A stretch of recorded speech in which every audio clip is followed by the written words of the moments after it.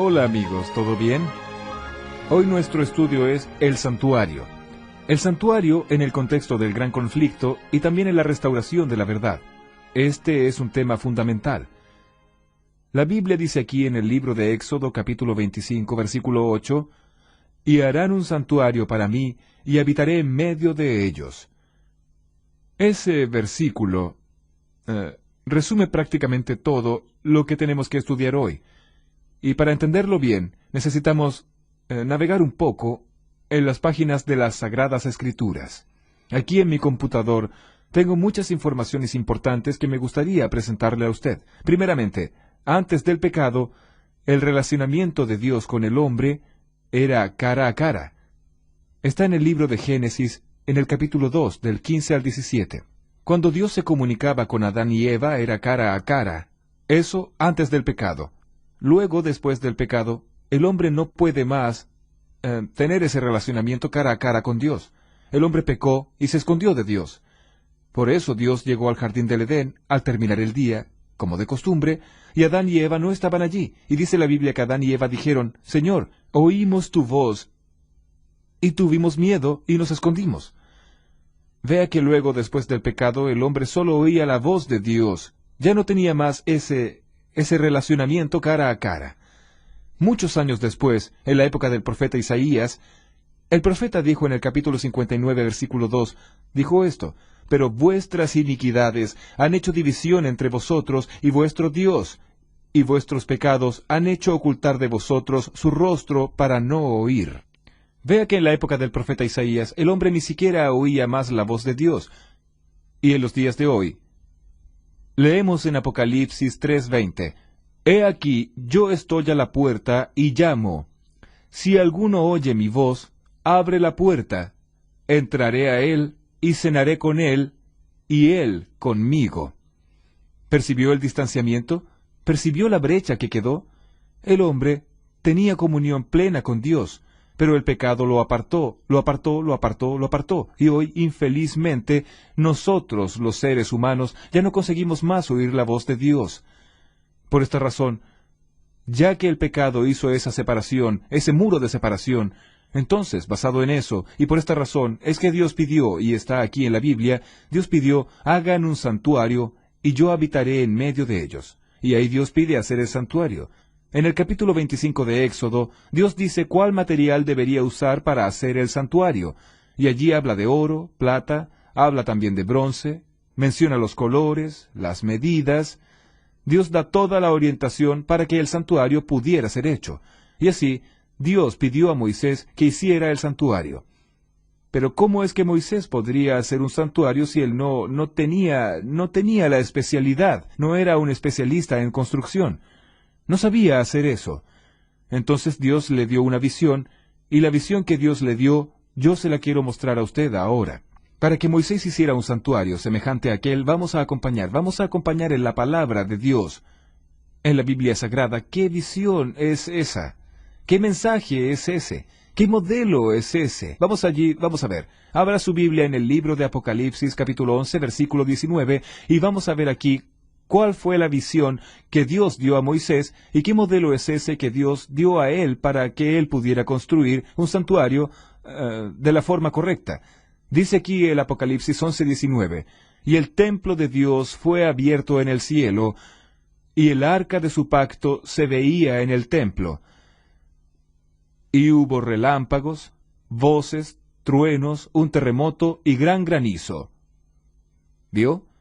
Dios mostró a Moisés un santuario que existe en el cielo y le dijo, «Haz un santuario semejante a este». Aquí en el libro de Hebreos, capítulo 8, versículo 5, confirma este mensaje. Dice así, «Los cuales sirven lo que es figura y sombra de las cosas celestiales, como se le advirtió a Moisés cuando iba a erigir el tabernáculo, diciéndole, Mira, haz todas las cosas conforme al modelo que se te ha mostrado en el monte». Así Dios dio la visión del santuario a Moisés, y le dijo, «Haz uno igual», y Moisés hizo uno igual. ¿Cómo es ese santuario? Veamos algunos detalles del santuario. toda esa construcción, los muebles, algunos detalles importantísimos, conforme Dios mostró a Moisés en aquella visión. Vamos a ver. Aquí en mi computador yo tengo mucha información que voy a mostrarle a usted, que usted podrá acompañar en la Biblia y también a través de las imágenes. El santuario que Dios pidió que Moisés hiciera debería tener un patio, el lugar santo y un lugar santísimo. Veamos de nuevo, un patio, un lugar santo y un lugar santísimo. En el patio había dos objetos, un altar de sacrificios de animales y una vasija con agua o una fuente si usted quiere, una fuente con agua. Ahí entrando en el lugar santo tenía una mesa con 12 panes. Eran llamados panes de la proposición, panes hechos de la flor de la harina, sin levadura. Tenía una pila de 6 aquí y una pila de 6 aquí, 12 panes. Aún en el lugar santo tenía un candelero con 7 lámparas. Esas lámparas estaban encendidas de día y de noche, continuamente. Lo que hacía que aquellas lámparas se mantuvieran encendidas era aceite. Tenía también en el lugar santo un altar de incienso. Ese altar quedaba más o menos allí, cerca de la división al lugar santísimo, pero aún en el lugar santo, un altar de incienso. Después, pasando al lugar santísimo, había una cortina grande, un velo enorme. Esa cortina se llamaba velo. Ese velo era el que separaba el lugar santo del santísimo. En el lugar santísimo había una gran arca, una gran caja, un gran arca de madera revestida de oro, y esa arca es conocida en la Biblia como arca del pacto o arca del testimonio. Allí estaba en el lugar santísimo. Dentro de esta arca, en el lugar santísimo, estaba el maná, la vara de Aarón que floreció, y las 2 tablas de los 10 mandamientos. Eso estaba dentro del arca. Sobre el arca había una tapa, y esa tapa se llamaba propiciatorio. Y sobre la tapa había 2 ángeles, querubines, hechos de oro, así, uno inclinado hacia el otro, así. ¿Entendió? De esa manera, 2 ángeles sobre la tapa del arca, y ahí, en el medio de esos 2 ángeles, sobre el arca en el lugar santísimo, era exactamente allí que Dios se manifestaba una vez al año. Ese día que Dios se manifestaba era conocido como el día de la expiación. Era el día de la reconciliación, el día del juicio, el día del perdón, el día de la misericordia. Ese día de expiación, Dios se manifestaba allí, en el lugar santísimo sobre el arca, entre los 2 querubines. Esa manifestación de Dios allí era conocida como Shekinah. El Shekinah era la presencia de Dios, una nube de fuego con la presencia del Dios Todopoderoso. Todo eso que acabé de presentarle a usted está en Hebreos capítulo 9 del 1 al 7. Recordando que en lugar santo el sacerdote entraba y en el lugar santísimo solo el sumo sacerdote. El sacerdote entraba en el lugar santo 2 veces al día y en el lugar santísimo el sumo sacerdote solo 1 vez en el año o al año. ¿Qué significaba todo aquello? ¿Para qué aquel santuario? El santuario del Antiguo Testamento era como una escuela, para enseñar al pueblo el plan de la salvación, porque antes de que Cristo muriera en la cruz, las personas no tenían esa referencia que nosotros tenemos hoy para obtener el perdón por la sangre de Cristo. Entonces, ellos tenían el santuario, y toda vez que cometían algún pecado, ellos debían tomar un cordero.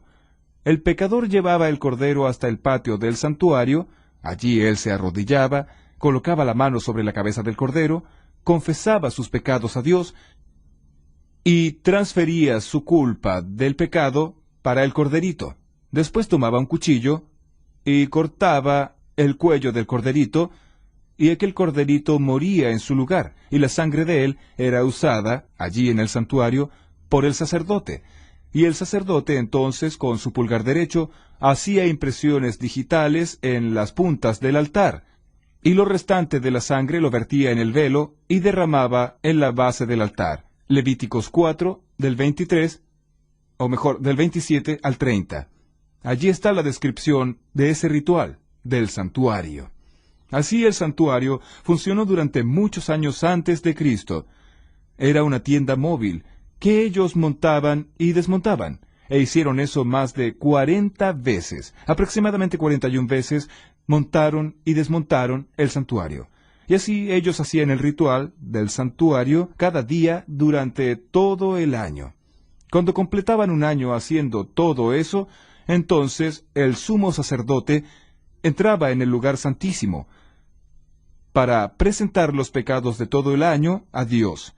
Dios se manifestaba y por su misericordia perdonaba los pecados del pueblo. Y ese día era el día de la purificación del santuario, era el día de la expiación, era el día del juicio. Y ahí ellos hacían toda la limpieza del santuario, cambiaban las cortinas, cambiaban los tapetes, limpiaban todo, toda aquella sangre, sacaban todo de allí y al año siguiente comenzaba todo de nuevo. Y así sucesivamente. ¿No es increíble todo eso? Es realmente impresionante. Ahora, ¿qué significaba cada detalle del santuario? Primeramente, el santuario tenía 3 puertas. La primera puerta era de la calle para el patio. La segunda puerta era del patio para el lugar santo. La tercera puerta era del lugar santo para el lugar santísimo. Los judíos acostumbraban llamar a esas 3 puertas con los siguientes nombres. La de la calle para el patio la llamaban el camino. La del patio para el lugar santo la llamaban verdad, y la del lugar santo para el lugar santísimo la llamaban vida. Entonces era común hablar camino, verdad y vida. Cuando Jesucristo estuvo aquí en la tierra, Él usó estas palabras refiriéndose a Él mismo. En Juan capítulo 14 versículo 6, Jesús dijo claramente esto que acabé de mencionar. Jesús dijo, yo soy el camino y la verdad y la vida. Nadie viene al Padre sino por mí. Vea, Jesús dice soy el camino y la verdad y la vida, o sea, yo soy la puerta. Si usted va a Juan capítulo 10, verso 7 y verso 9, Jesús dice, yo soy la puerta, el que por mí entrare será salvo, y entrará y saldrá, hallará pastos. Confirmando ahí, las 3 puertas del santuario se aplicaban a Jesús. Aquí también en las ilustraciones, vea, el altar del sacrificio que había en el patio, que está en Levíticos 1, versículo 9, él simbolizaba, era el símbolo de Cristo, que se entregó a sí mismo por nosotros, como sacrificio a Dios. Efesios 5, versículo 2. Aún en el patio, aquella fuente con agua, Éxodo 30, 18, era el símbolo del Espíritu Santo. Juan 7, 37 al 39. Era el símbolo de la Biblia, la palabra de Dios. Efesios 5, 26. Y era el símbolo del bautismo. Juan 3, versículo 5. En el lugar santo, aquella mesa con 12 panes, el número 12, en Éxodo 25:30 era el símbolo del pueblo, de las 12 tribus del pueblo de Israel. Y el pan sin levadura simbolizaba a Jesús, el pan de vida. Juan 6:48. Recordando que no tenía levadura, porque la levadura era símbolo del pecado, y como Jesús nunca pecó, el pan tenía que ser sin levadura. Aún en el lugar santo había en el candelero con 7 lámparas, el número 7 representaba las 7 iglesias del Apocalipsis, Apocalipsis 1, versículo 20. Y eso está ligado a Éxodo 40, verso 24. Y la lámpara, la luz en sí, que estaba encendida de día y de noche, representaba a Jesús, la luz del mundo, Juan 8, versículo 12.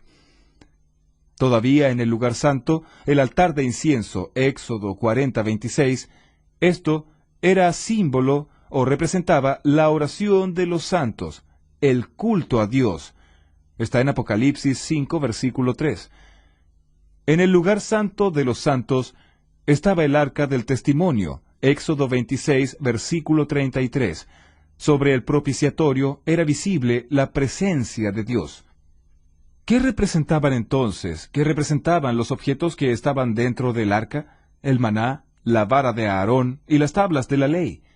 El maná representaba el cuidado de Dios, que Dios proveerá. Dios cuida de nosotros y provee lo necesario para que usted y yo vivamos. La vara de Aarón representaba allí que Dios está en el control. Es Dios quien dirige a su iglesia, a su pueblo y nuestra vida.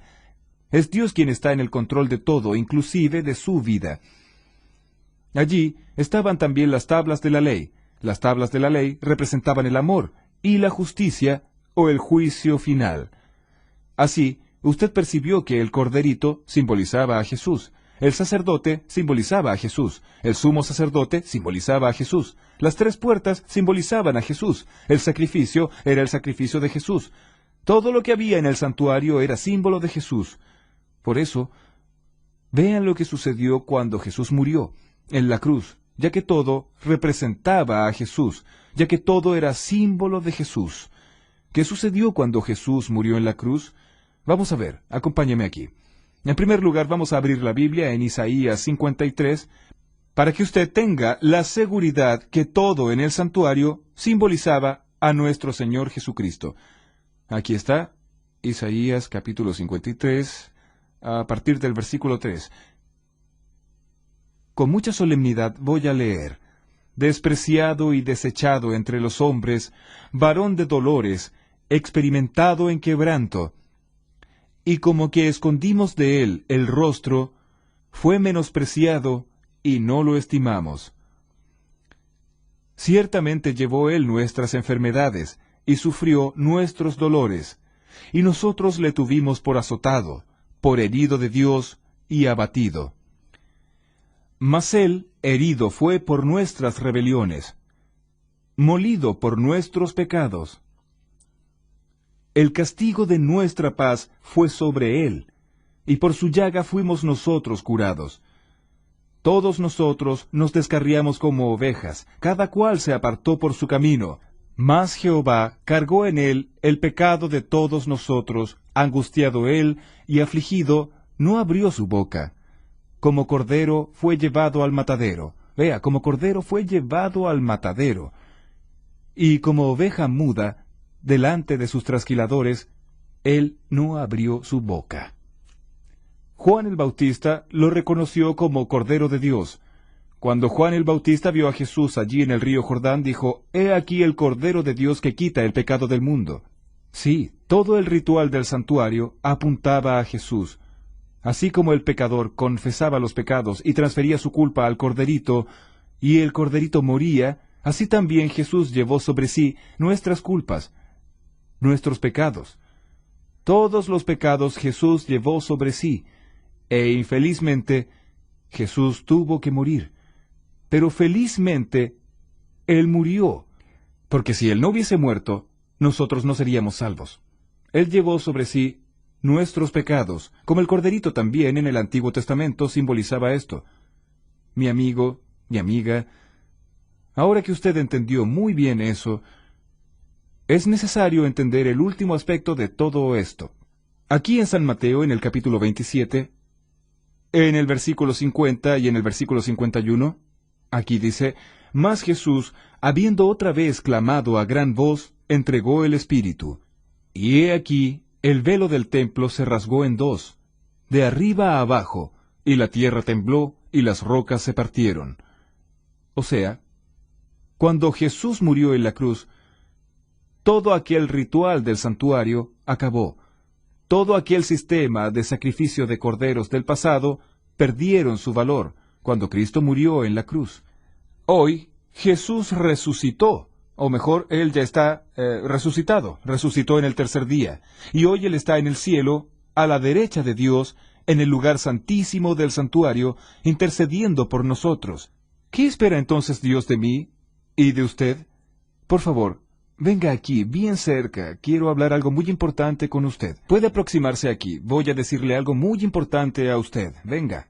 Veamos Apocalipsis 3:20. Dice el Señor: «He aquí, yo estoy a la puerta y llamo. Si alguno oye mi voz y abre la puerta, entraré a él y cenaré con él y él conmigo». ¿Recuerda el santuario? Tenía 3 puertas. Jesús es la puerta, y Jesús ya abrió la puerta de la salvación para usted, cuando murió en la cruz. Hoy, solo falta que usted le abra la puerta de su corazón. ¿Cómo está su corazón? ¿Está cerrado o está abierto? Si él está abierto, felicitaciones. Pero si él está cerrado, ábralo ahora mismo. Entregue su vida a Jesús. Tome una decisión, y Dios hará de usted la persona más feliz del mundo. En breve, Jesús va a volver, y quiere llevarle a usted al reino de la eterna felicidad. Si usted desea abrir su corazón para Jesús hoy, Entonces cierre sus ojos ahora y vamos a hacer una oración. Querido Dios, muchas gracias por el estudio de hoy.